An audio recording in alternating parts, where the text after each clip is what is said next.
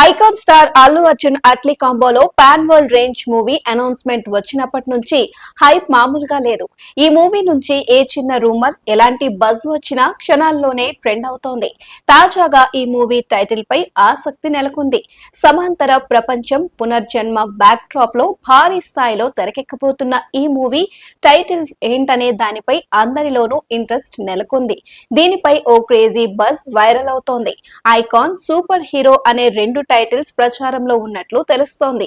అట్లీ సినిమాకు ఆ టైటిల్ అయితే బాగుంటుందని బన్నీ చెప్పగా దీనికి ఆయన సైతం ఓకే చెప్పినట్లు తెలుస్తోంది.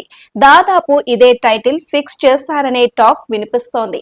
బన్నీతో హాలీవుడ్ రేంజ్ లో ఈ మూవీని ప్లాన్ చేస్తూ ఉండగా దాదాపు 5 హీరోయిన్లను తీసుకోవాలని అట్లీ భావిస్తున్నారట. బాలీవుడ్ హీరోయిన్ దీపికా పదుకొనెతో పాటు అనన్య పాండే, మృణాల్ ఠాకూర్, భాగ్యశ్రీ బోర్సే, జాన్వీ కపూర్లను తీసుకున్నారనే టాక్ వినిపిస్తోంది. మరి దీనిపై అధికారిక ప్రకటన రావాల్సి ఉంది. ఈ సినిమాలో మొన్నటి వరకు బన్నీ డ్యూయల్ రోల్లో కనిపిస్తారనే టాక్ వినిపించగా తాజాగా ట్రిపుల్ రోల్ చేస్తారనే రూమర్ వినిపిస్తోంది. ఒకటి పాజిటివ్, మరొకటి నెగిటివ్, ఇంకొకటి పూర్తిగా యానిమేటెడ్ గా ఉంటుందని సమాచారం. ఒకవేళ ఇదే నిజమైతే బాలీవుడ్ లోనే ఇదో అరుదైన ఫీట్ అనే చెప్పాలి. దాదాపు 700 కోట్ల భారీ బడ్జెట్ తో ఈ మూవీని తెరకెక్కించనుండగా ఇటీవలే బన్నీతో అట్లీ హైదరాబాద్ లో సమావేశమయ్యారు. ప్రస్తుతం ప్రీ ప్రొడక్షన్ పనులు శరవేగంగా సాగుతూ ఉండగా ఆగస్టులోనే షూటింగ్ ప్రారంభించాలని అట్లీ ప్లాన్ చేస్తున్నారట.